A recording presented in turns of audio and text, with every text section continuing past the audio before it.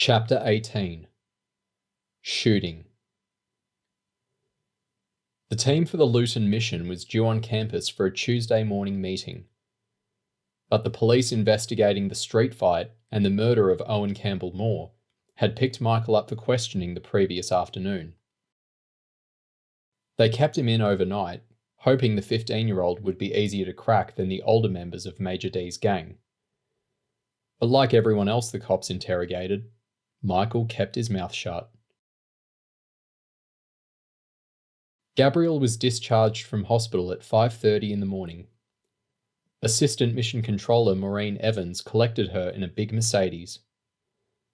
With a 5-day-old wound in her back, Gabrielle found it difficult to sit still for any length of time.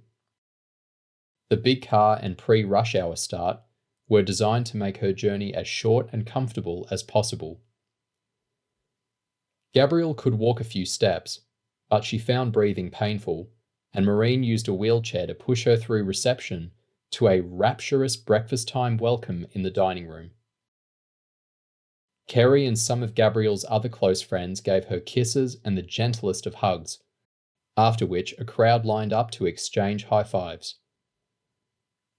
Touched by waves of positive feeling, Gabrielle began to sob. She was surprised by how many others had tears on their faces. Boys and girls, many of them people she hardly knew.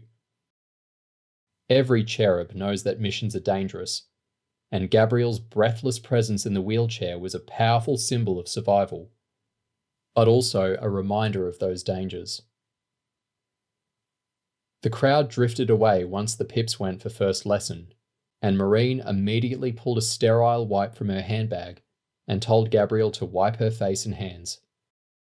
She'd been desperate to see all of her friends, but Gabrielle was weak, and even catching a cold would affect her recovery. Michael caught a train as soon as the cops let him go.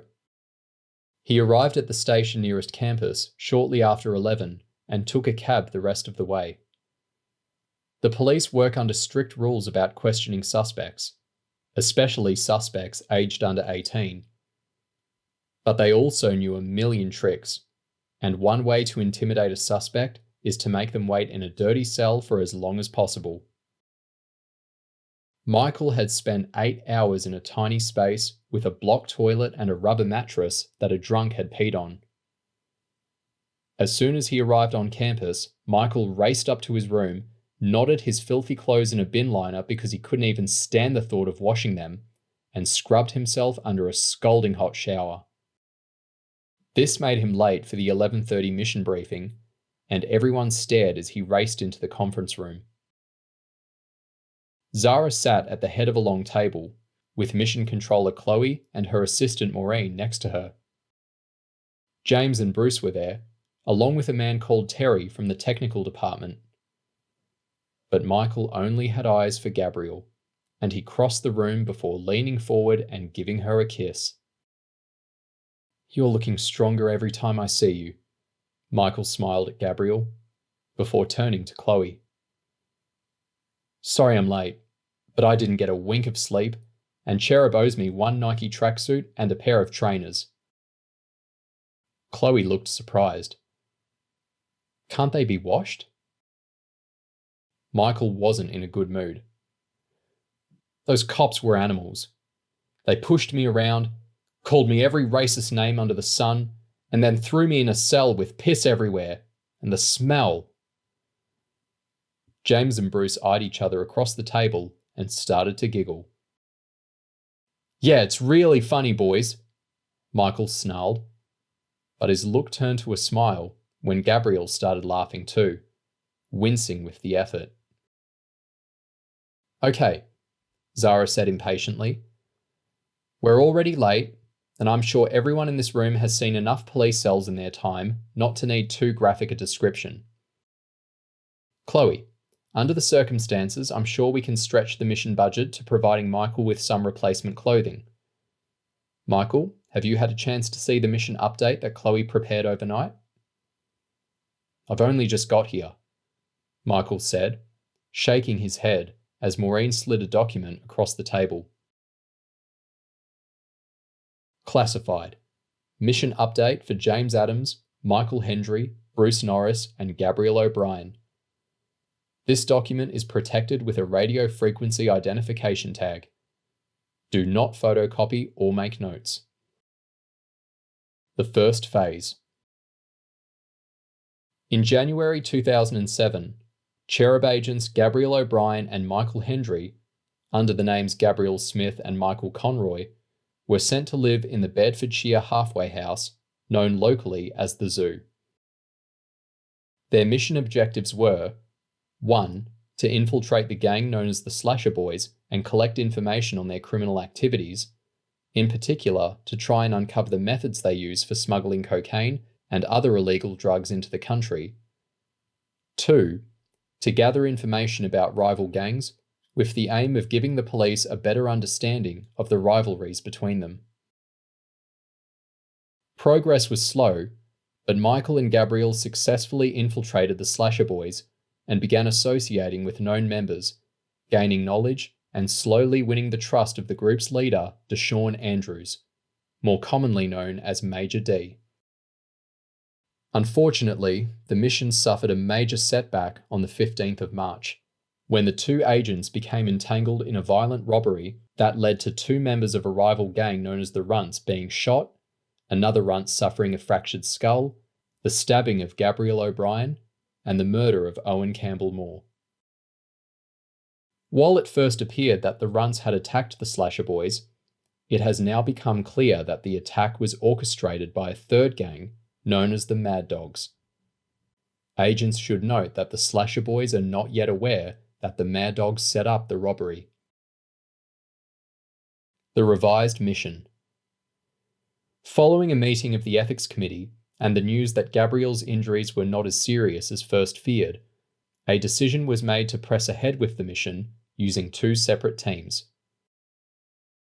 Team 1 will consist of Michael Hendry working with Assistant Mission Controller Maureen Evans. Michael will continue with his existing mission to infiltrate the Slasher Boys. Gabrielle O'Brien has stated that she would also like to return to the mission.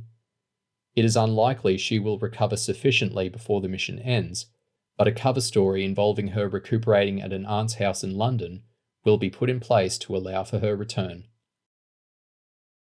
Team 2 will consist of James Adams and Bruce Norris. James will reprise his role as James Beckett from his 2004 anti-drugs mission. Bruce will take on the identity of James Beckett's cousin. They will work with mission controller Chloe Blake. Their task will be to infiltrate the Mad Dogs, initially by rekindling James's past relationship with Junior Moore. They will live in the Bedfordshire halfway house along with Michael, but for the purposes of the mission, they must pretend not to know each other. Due to the high risk of this mission, overall control for the operation will be handled directly by Chairwoman Zara Asker, with Chloe Blake in charge of day-to-day operations.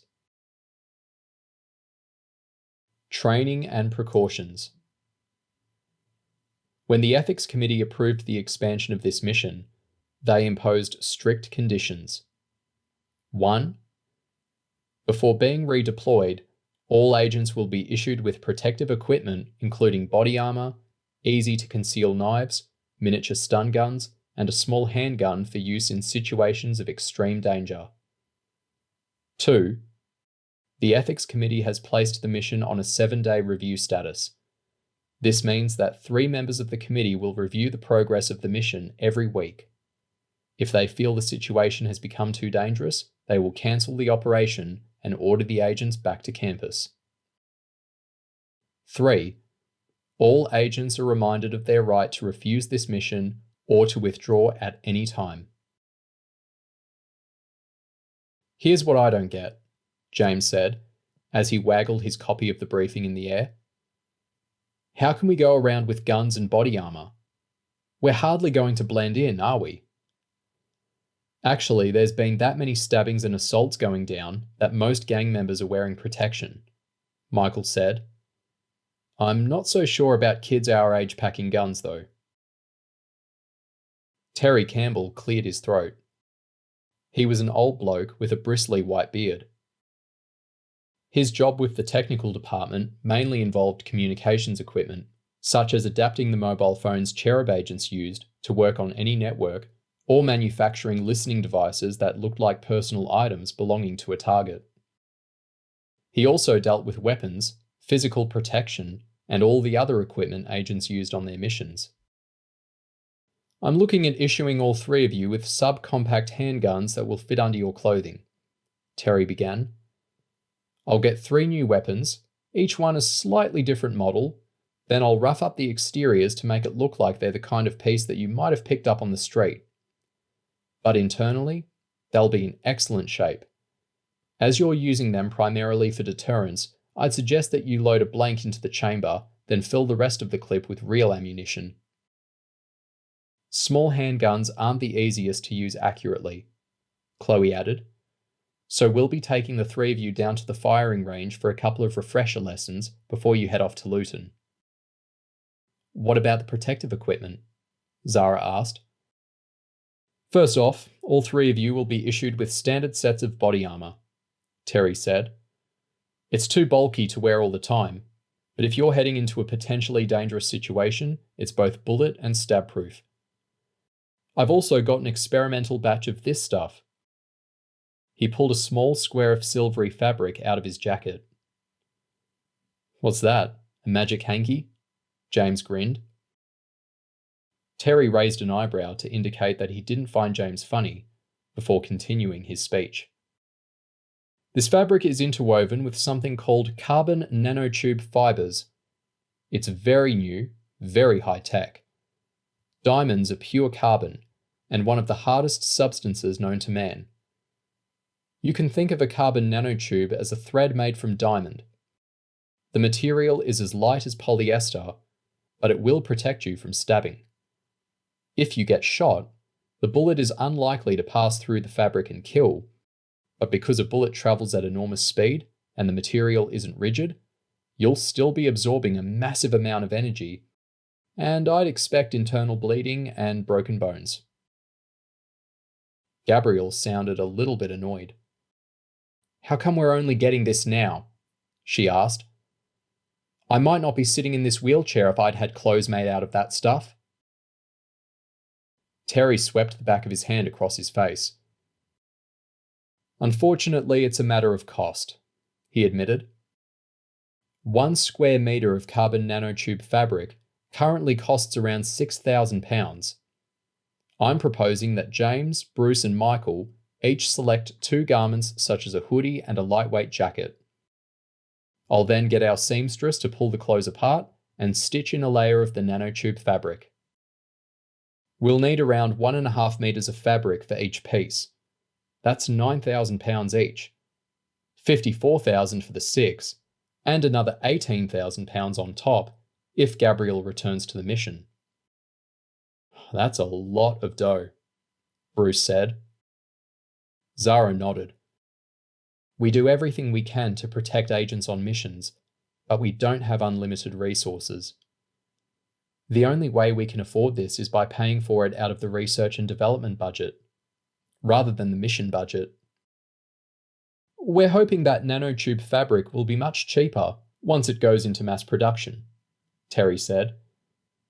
In 5 or 6 years, clothes reinforced with this stuff could be as much a part of a Cherub agent's standard kit as a lock gun or multi-tool is today.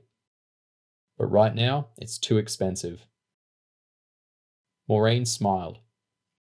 And whatever you do, don't go using your £9,000 sweatshirt as a goalpost and then leave it on the grass.